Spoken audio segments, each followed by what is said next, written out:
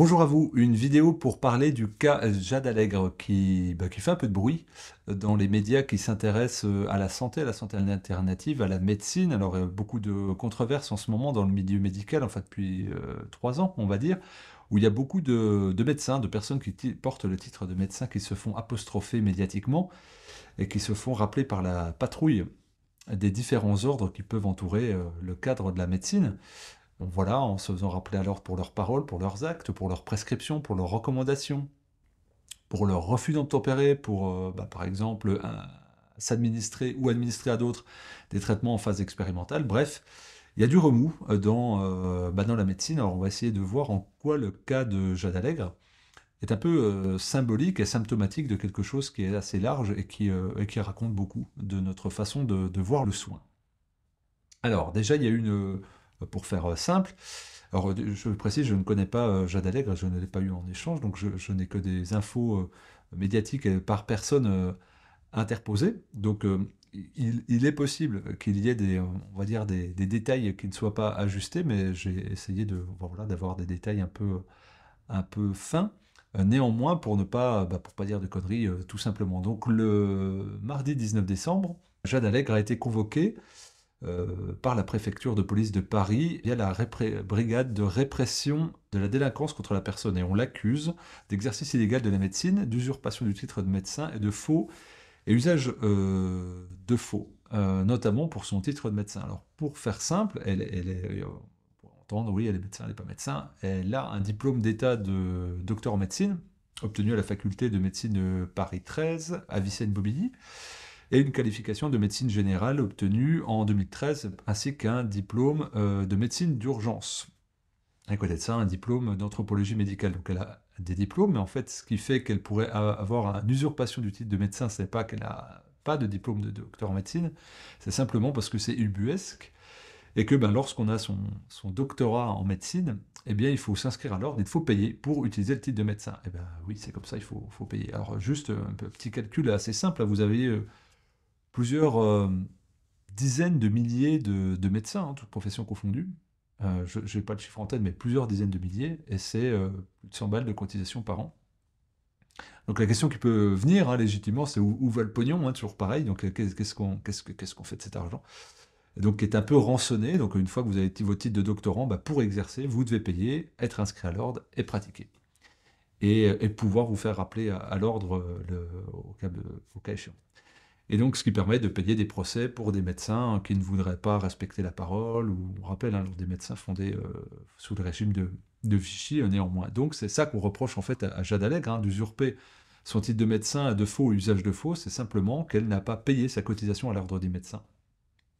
Mais de toute façon, quoi qu'il en soit, elle ne fait pas de consultation de médecine puisqu'elle se réclame naturopathe. Et c'est assez intéressant, c'est pourquoi elle a fait médecine alors si elle ne pratique pas médecine. Eh bien, elle a fait médecine pour l'argile. Donc c'est quelqu'un qui est passionné par l'usage de l'argile thérapeutique. Je mentionne ici le travail de fond merveilleux et incroyable de Raymond Dextray, qui est fait dans la début de deuxième partie du XXe siècle, qui a écrit nombre d'ouvrages sur la diététique, mais également sur le comportement physiologique du système digestif, et qui a travaillé abondamment sur l'argile avec un livre magnifique qui s'appelle L'argile qui est guérie, que je vous conseille, qui est réédité, je ne sais pas où, mais peut-être c'est des 10e rééditions. Et pourquoi le cas de Jade Allègre est très symptomatique de ce qu'on peut traverser? En fait, c'est quelqu'un qui s'est intéressé aux médecines non conventionnelles, donc à travers la pratique de l'argile. Alors, j'ai une vidéo sur l'argile sur cette chaîne, vous revenez en 2017 par là, et j'expliquais qu'il y a beaucoup de peuplades dans le monde qui sont géophages, c'est-à-dire qu'ils mangent de l'argile en quantité abondante, plusieurs dizaines de grammes par jour, parce qu'ils ont des déficiences nutritionnelles dans leur environnement, c'est notamment dans le cas de zones tropicales, subtropicales, voire amazoniennes. En fait, pour combler le déficit en micronutriments, eh bien, ils vont vers l'argile. On va voir ces réflexes-là dans beaucoup de zones reculées où il y a des carences nutritionnelles. On l'a vu au Congo également, où là, il y a des gens qui mangeaient une grande quantité de spiruline de manière complètement instinctive et qui arrivaient à combler leurs carences. C'est comme ça d'ailleurs que dans les années 60-70, on a découvert les merveilleuses qualités de la spiruline, parce que c'était une région, une petite tribu qui n'avait pas de carence. Et donc on a vu ça aussi dans les forêts amazoniennes, en voyant qu'il y avait, il y avait moins de maladies et moins de carences, voire pas de carence, par l'usage de la consommation d'argile au niveau alimentaire. Mais ça a été étudié ensuite, et on connaît les propriétés de l'argile au niveau absorption et adsorption, c'est-à-dire qu'elle distribue et qu'elle absorbe également. Et donc, bien, Jade Allègre est passionnée de cette argile, elle a décidé de faire médecine et une thèse sur l'argile pour pouvoir le documenter, c'est-à-dire elle a fait un pas vers le conventionnel, elle est passée du non conventionnel au conventionnel, elle a dit il manque des études, il manque des points sur ces... Et je vais les combler, et je vais aller du côté de la science, de la structure, je vais apprendre la physiologie, la biologie cellulaire, pour mieux comprendre et investiguer mon champ d'expérimentation et de connaissances. Et donc, qu'est-ce qu'il y a de plus louable que ça? Et là, on touche vraiment du doigt la santé intégrative, c'est-à-dire de voir ses limites de compétences et d'aller vers l'autre, de se mettre en lien, d'acquérir des compétences, de remettre en question. Ce serait d'ailleurs intéressant qu'elle détaille comment elle a navigué pendant 10 ans de médecine avec son idée de départ, comment elle a enrichi, comment elle a perdu peut-être certaines croyances. En tout cas, c'est un travail de fond qui est, moi je trouve, extrêmement louable. Ça rappelle celui qu'a fait Dominique Guyot pour son travail sur la sclérose en plaques et l'alimentation, où il a passé un doctorat de biologie pour valider son travail sur, on va dire, une alimentation instinctive qu'il appelle sensorielle, en détaillant de manière biologique les capteurs sensoriels qui pourrait y avoir, on va dire notamment au niveau buccal. Bref, un petit aparté, mais pour comprendre qu'il y a des gens qui font ce travail-là, on va dire de reliance, de pratique qui semblent éloignées.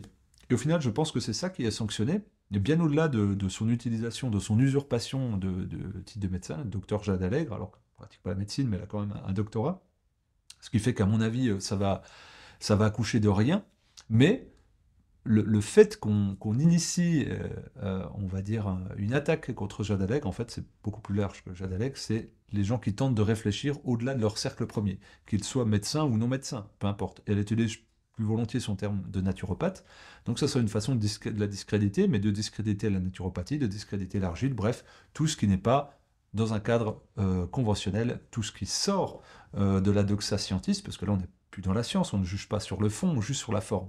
T'as pas payé ta cotisation, t'as pas le droit de donner de de médecin, donc tu usurpes une identité, c'est faux, usage de faux. On peut rester aussi basique, peut-être rappeler à une catéchisation ou faire une médiation, une discussion. Non, on est tout de suite dans l'attaque, et puis évidemment les gros titres des journaux feront qu'on n'ira pas dans le détail comme on essaye de le faire ici, et que avec cette attaque ad nominem, on tentera de discréditer une approche. C'est quelqu'un qui a fait beaucoup de terrain, beaucoup d'humanitaire, donc il y a plus à raconter qu'un médecin de plateau, par exemple, ou que quelqu'un qui est dans son bureau à l'ordre des médecins et qui n'a pas l'occasion, peut-être, d'avoir ses retours.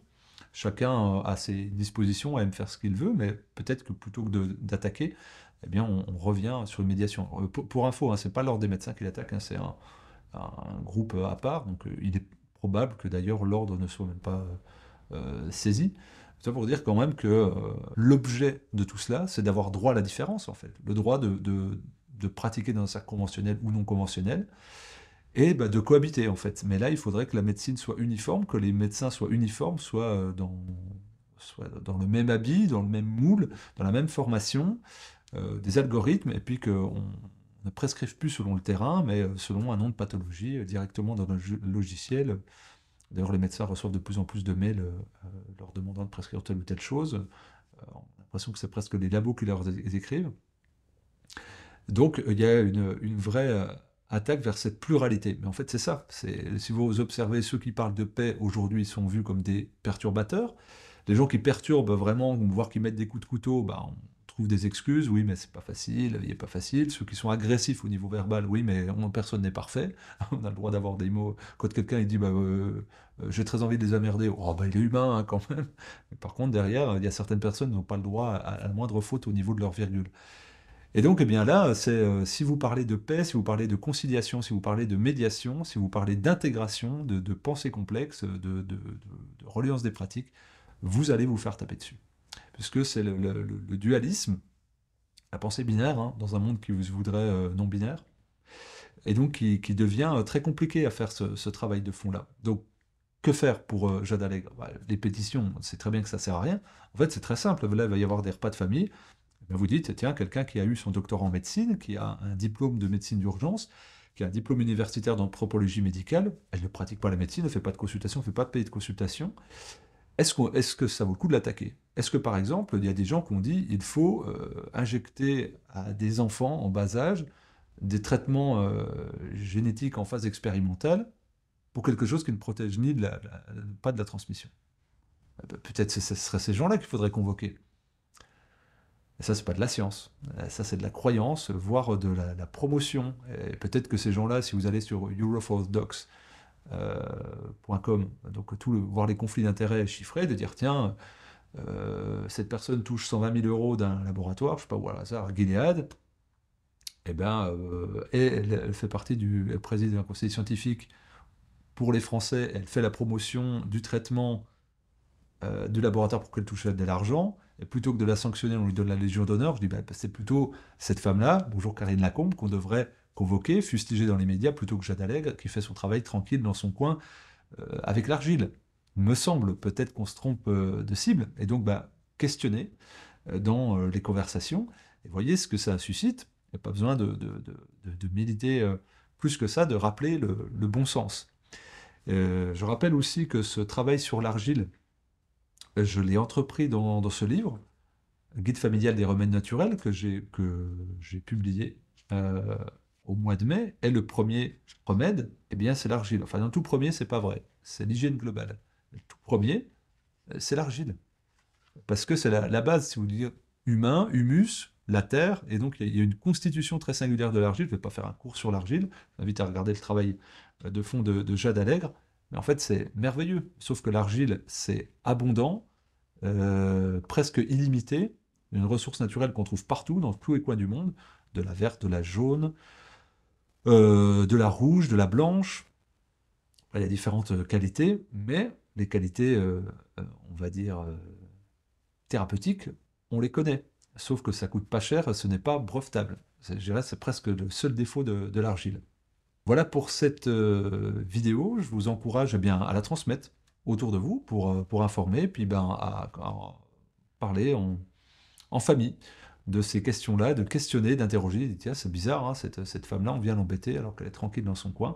Elle n'a rien fait de répréhensible, on attaque juste sur la forme, alors qu'il y a des gens qui ont fait des choses à proprement parler dégueulasses, qui ont mis la vie concrètement de gens en danger, et eux, ils sont tranquilles, ils ont même la Légion d'honneur, ils sont replacés à l'OMS dans des fauteuils très confortables. À très vite, portez-vous bien.